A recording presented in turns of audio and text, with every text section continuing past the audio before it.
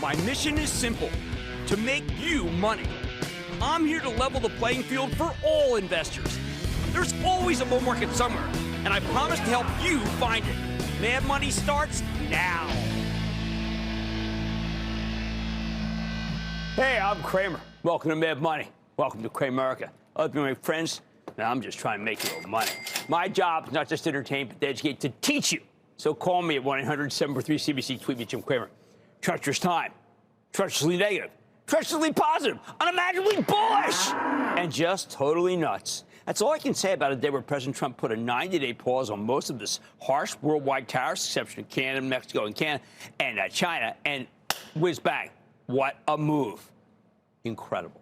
Trump's now going to negotiate with 75 countries that he says are pleading for help, putting a 10% tariff on them now, coupled with a 90-day pause for interim negotiations.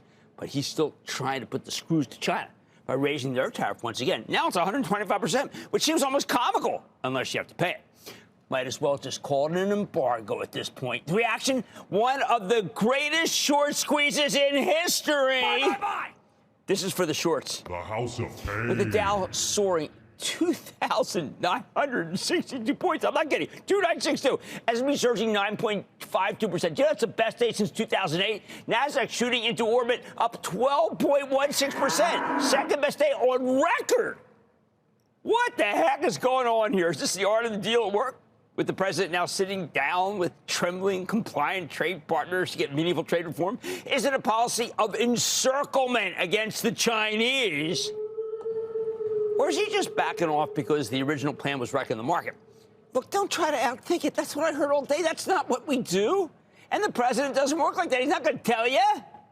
What we need to do is learn from this experience, because it might be the Rosetta Stone to understanding the ways of President Trump in his second term. Lesson one, nobody ever made a dime by panicking.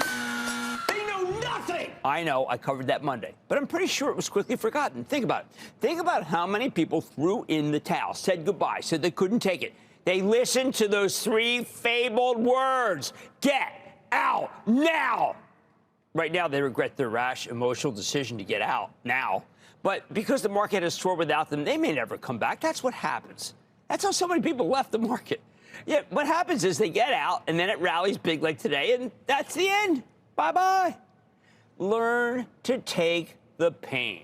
Staying the course is how you make the biggest money. Second lesson, if you're negative and you stay negative, why don't you do this? Why don't you send me an invitation to your funeral? Last night, anyone who owned stocks left dejected, despondent, thinking they'd lost fortunes. They needed Xanax. They needed Klonopin. But those who went home short, and boy, oh boy, did a lot of hedge funds go home short. I don't know. They were high-fiving and cheering like, ha! Like, ha! And they were under the assumption that they made their whole year in a week. I know some of these people. They were like at Harry's, just slamming them. Those who put the icing on the cake by shorting right into yesterday's high opening, they truly felt clairvoyant and proud. They navigated everything perfectly, didn't they? You know me, I like to say bulls make money, bears make money, but hogs? Those who stayed short were pigs, plain and simple. And today they went to, bye-bye, Hormel. Third lesson, the president likes, he loves drama. He's going to love drama for his whole darn presidency. That's one constant from his first term. So all those talking heads who come on endlessly and say, oh, we need certainty, will you stop already? I sympathize, but you're not going to get any certainty from President Trump. And hoping for it is, at this point, frankly, kind of nuts. Say what you will about Trump. He'll never allow his presidency to become boring. We'll just turn it off. Fourth lesson. We want so much to count out certain once-loved stocks, don't we? And maybe someday we should.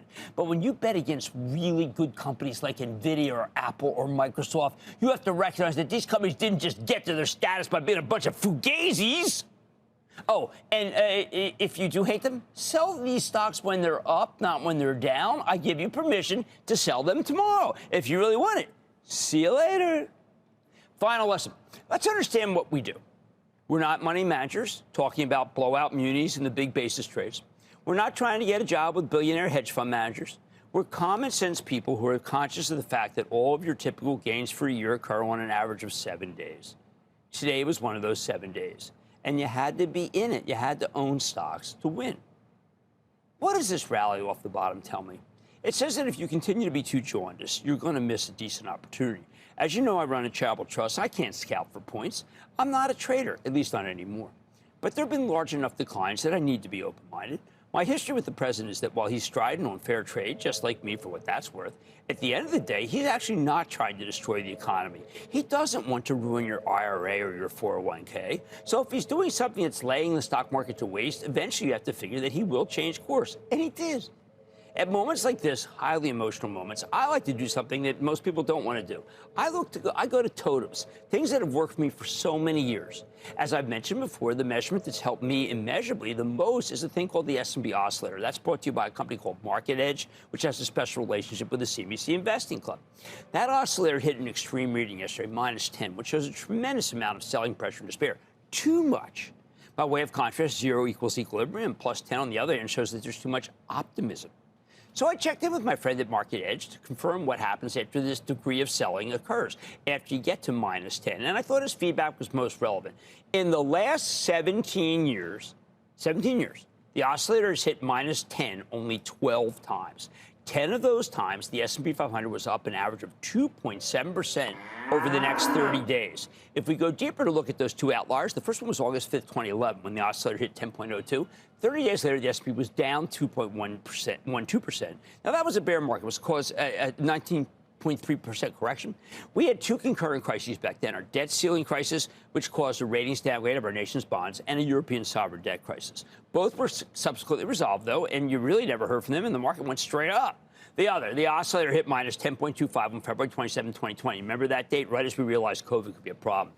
30 days later, we were down 11.71. Well, automatically, that only fell to a -24.36 on March 18th. But 30 days later, we were up 16.74%.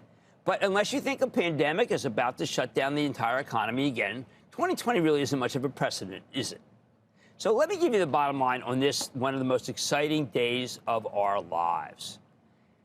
I don't think that things are all that difficult. They're not COVID difficult. Now, I think that you're dealing with man-made crises. It turns out that one of these man-made crises was easily reversible, as we've said over and over again and told you that. When you see stocks in the blast zone rallying, it pays to realize that good things, not just bad things, can happen too. Why don't we start with Bob in South Carolina, please, Bob? Hey, Jimbo, how you doing, buddy? You're looking good. Wow, thank you. Well, Bob, I was helped by a really great day, and also by the Summit Police. I want to give a shout-out to do a great job for me. What's going on for the whole town? Yeah, What's going on? I'm in limbo here with Merck. What? What's the matter, Merck? I own a loan short. I don't know what to do with it. I don't know if I should sell it, hold on to it. You know, first of all, you're not alone. St. Merck, as we used to call it, has turned into just a complete nightmare. I think that if you buy Merck at a 4% yield, though, you're going to do well. It did touch 76 today. It's back to 81. I feel for what you're doing, Bob. It is remarkable how poorly this stock acts. I do want you to stay the course with it right at this point. And I'm sorry, because it has been a real tough one. Why don't we go to Anthony in my home state of New Jersey? Anthony. Booyah. How are you doing, Cramer? Anthony, I'm fine. I'd like to ask you about Honeywell at these levels with its upcoming split in the end of 2005 and 2006. Jeff and I talked about this endlessly. Up 16 today, by the way. We think the stock is dramatically undervalued. We think that Vimal Kapoor is doing everything right. We could not believe how low the stock got. I am a firm believer and a buyer of Honeywell, even at these levels. Yes, I like it that much. It was down 8% last week. That's nutty. You know what? Why don't we take one more? Why don't we go to Eli in Illinois? Eli. Hey, Jim, I want to know if the stock Rivian is a buy-seller hold with the tariffs. They assemble their own cars. Okay, listen, go test drive one, don't own the stock. I really don't have that much more to say about it because I do think that they went through so much money that it is daunting. How about that? Daunting is a nice word. I'm looking at my research director, and he knows when I say daunting, what I really mean is horrible. Can I speak to Lynette, please? The land of enchantment, New Mexico. Lynette. Hi, Jim. Okay, what a crazy ride, right? Well, what I'm doing is I'm calling about FedEx, and I actually have two questions. Okay. Buy the dip. Number one is buy the dip now or wait until May 9 when they report. Second question is how do you think the spinoff is going to affect the company? I also own plenty of UPS, so I don't want any more of that. I don't like UPS. I think that that Raj Subramanian is doing a fantastic job in a very difficult setting. Obviously, we've got all these tariffs. It makes his job 10 times tougher than I know that we ever thought that it would get to.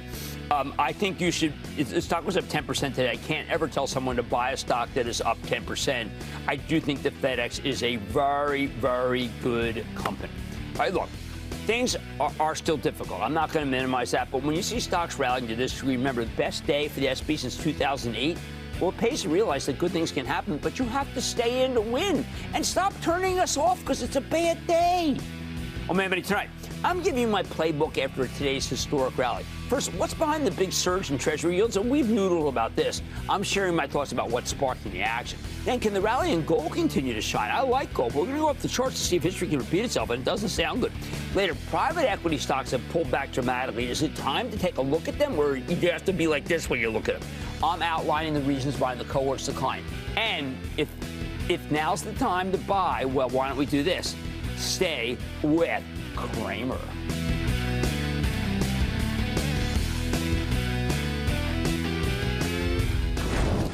Don't miss a second of Mad Money. Follow @Jim Cramer on X. Have a question? Tweet Cramer. #MadMentions. Send Jim an email to madmoney@cnbc.com or give us a call at 1-800-743-CNBC. Miss something? Head to madmoney.cnbc.com.